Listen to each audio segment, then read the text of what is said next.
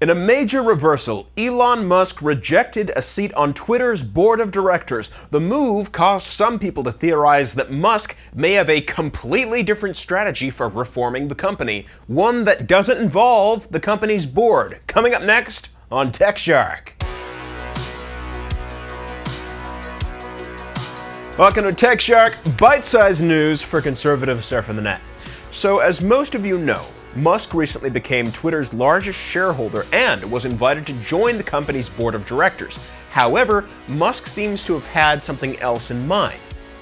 Twitter CEO Parag Agrawal announced that Elon has decided not to join the board in an April 10 tweet. Agrawal also warned his employees there will be distractions ahead, but our goals and priorities remain unchanged. The decision we make and how we execute is in our hands, no one else's.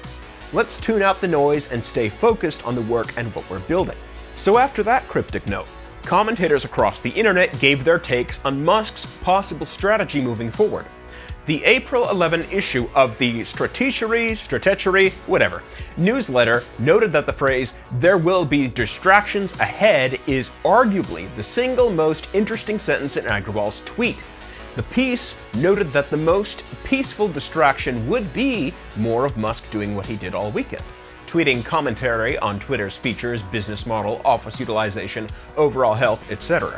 But the least peaceful distraction would be actually trying to take Twitter over. The newsletter also speculated that Agrawal offered Musk a seat on the board to minimize his influence. First, offering Musk a board seat was a very smart move by Twitter, for the exact reasons Agrawal lays out.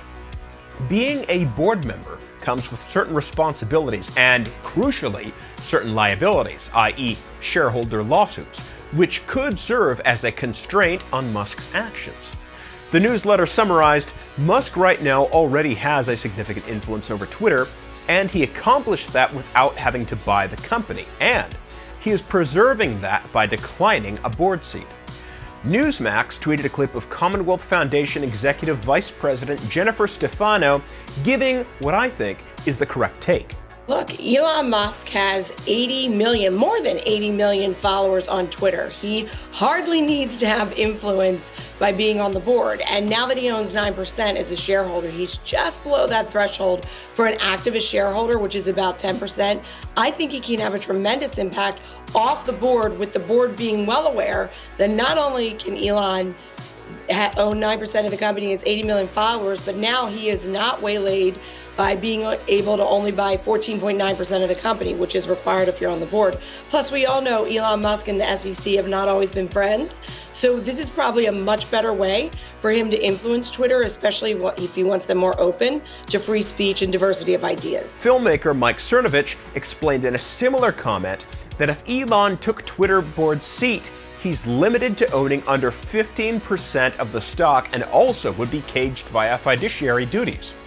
He added that by declining a board seat, he's either over Twitter already or he plans to go much bigger. The line about distractions here suggests the latter.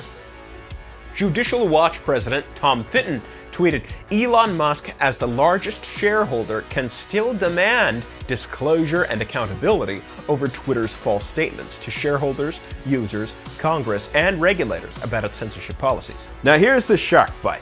I gotta say, I'm kinda optimistic about Musk and what he may or may not have planned for reforming Twitter. We clearly need a little chaos, a mulligan, a do-over, a reshuffle, because we got dealt a bad hand. And big tech is the most dire example of an industry gone awry. Musk put up a few billion to become Twitter's biggest shareholder. Twitter appears to have tried to corral and contain him with a seat on the board. Basically, a set of gold handcuffs that would offer maybe a little influence, but ultimately limit his power. But he appears to have been too wise for that, and may have ambitions for a hostile takeover. You probably heard my rant about why we need rogue elites in the last episode, but I really want to focus on how we got here. And the big moral I see is that we can't abandon our institutions.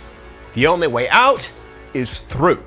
If you look over in Europe, you still have right-wing cities, places with beautiful architecture, places with jobs and neighborhoods young middle-class people like me actually want to go to when they graduate. They never gave up those centers of culture and influence. Meanwhile, some of our most beautiful, idyllic, all-American small towns like Montpelier, Vermont, are overwhelmingly left-wing. So we look at places like France, where it's actually the younger generations over there that vote for far-right candidates.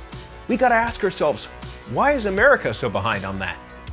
In America, we have this weird divide where conservatives have been trying to abandon all the cities and institutions and academia and tech platforms that actually control America's future, while complaining that the country is going to heck. Even conservative organizations that know how bad college is, they still want people with degrees. Until conservative think tanks are okay recruiting college-age people without degrees, you're going to need that diploma, that piece of paper that says you're worthy of joining the middle class, that institutional stamp of approval. The far left would love nothing more than for the next generation of conservatives to live quiet, sequestered lives instead of becoming college-educated politicians, academics, and big tech insiders. Taking part in the game means taking control of your civilization's story. It's like that bit in Blade Runner where Deckard, a futuristic cop, is tired of the game and wants a quiet life. The boss of the Force wants him back and says one key line. You know the score, pal. You're not cop, you're little people. I think about that line every time I consider leaving politics. It's because Deckard took the job and did not give up the game that we have one of the best movies of all time. To millennials and Gen Z, you sadly are not destined for the quiet life that our parents got. And politics will come to your door either way. While you may not be able to pony up a few $1 billion like Musk did, you too can do the heroic thing and get involved in the front lines. Thanks for joining me on TechShark, brought to you by MRC-TV and Free Speech America. Have a good week.